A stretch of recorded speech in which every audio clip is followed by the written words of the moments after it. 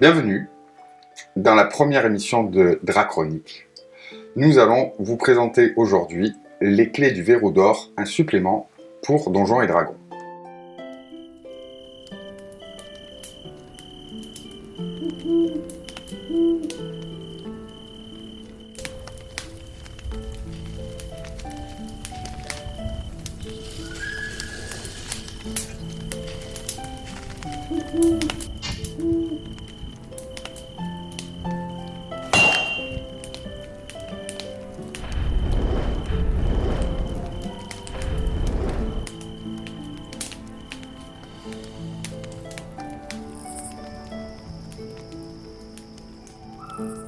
Cette extension, ce supplément, se propose de renverser un petit peu les habitudes qu'on a dans Donjons et Dragons, où généralement on va explorer un endroit inconnu.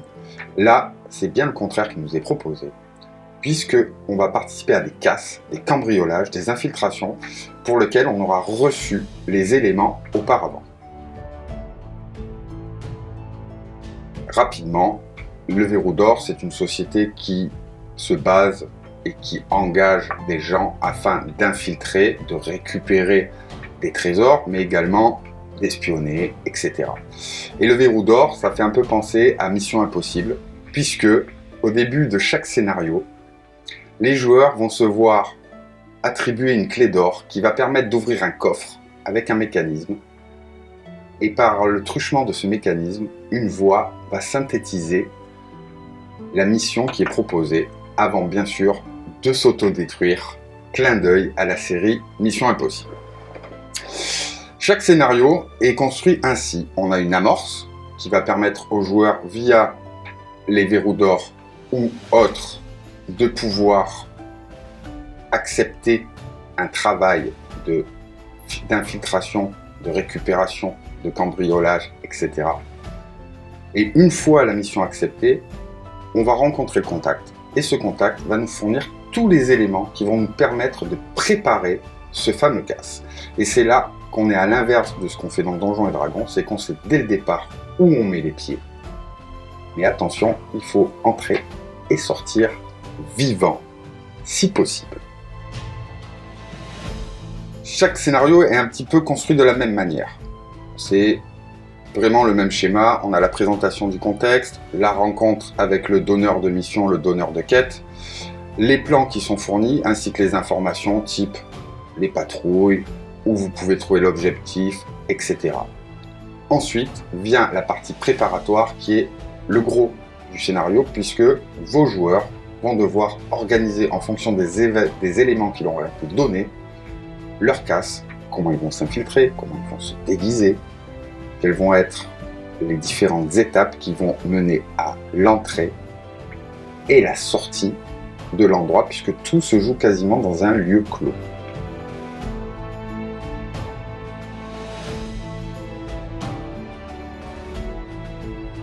Ce que j'ai apprécié en tant que maître du jeu, c'est vraiment qu'on a toute la première partie qui est basée sur les informations qui sont données aux joueurs, que ce soit le contexte, les plans, toutes les données qui peuvent être distribuées.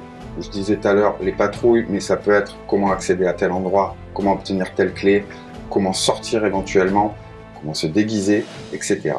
Vient ensuite une partie où le maître du jeu a un bloc, comme un bac à sable, avec lequel il va devoir réagir aux actions des joueurs, puisque le principe là pour le maître du jeu n'est pas vraiment d'être dans l'action et de déclencher des événements, mais plutôt de réagir à tout ce que vont faire les joueurs. Là, on va avoir un plan spécifique pour le maître du jeu, qui va comporter d'autres informations, qui sont bien sûr bien différentes de celles qui sont données aux joueurs. Et ensuite, on va avoir un déroulé comme un donjon, ou comme les autres extensions de Donjons et Dragons, où on va pouvoir retrouver une petite description narrative à paraphraser ou à lire telle quelle, de la pièce, de l'endroit, etc. Puis ensuite les informations avec éventuellement les PNJ, les créatures en présence, mais également les trésors qu'on peut retrouver, ou d'autres éléments qui peuvent être intéressants à utiliser. Pour moi, ce sont des scénarios qui sont très simples à jouer. J'ai beaucoup l'habitude des suppléments Donjons et Dragons, je les utilise très régulièrement, que ce soit en campagne ou sur les recueils de scénarios. Et cette fois-ci, j'ai trouvé que le travail de préparation était minime, réduit vraiment à la lecture, puisque c'est les joueurs qui font le plan. Et c'est eux qui auront quelque part la préparation du déroulé. Au maître du jeu de s'adapter. Et ça permet en tant que maître du jeu aussi de maîtriser d'une autre manière et d'avoir une expérience un peu différente de celle qu'on a l'habitude de faire. Donc, je trouve que c'est un excellent supplément, d'autant plus qu'il est richement illustré comme d'habitude dans les produits qu'on connaît. Les cartes sont très bien faites, les rencontres sont très, très bien équilibrées, et puis il y a toujours une récompense pour une fois qui est à la hauteur du challenge, à la hauteur du défi qui est proposé aux joueurs, autant en espèces sonnantes et trébuchantes qu'en objets magiques diverses et variés qui vont permettre à vos joueurs un petit peu de s'équiper. Donc en somme, c'est un scénario c'est un recueil de scénarios qu'on peut jouer en tant que campagne, même si je trouve ça plus amusant de venir insérer ce type de petits scénarios pour venir couper justement l'action d'une campagne un peu effrénée en menant vos joueurs vers autre chose et en les laissant pour une fois prendre l'initiative et planifier ce qu'ils vont faire. Donc un bon retour pour moi, pour ces clés du verrou d'or, que je vous conseille et que vous trouverez dans tous les bons magasins, toutes les bonnes crèmeries comme on dit, et notamment chez notre partenaire, les Chevaliers du Drac. Merci et à bientôt!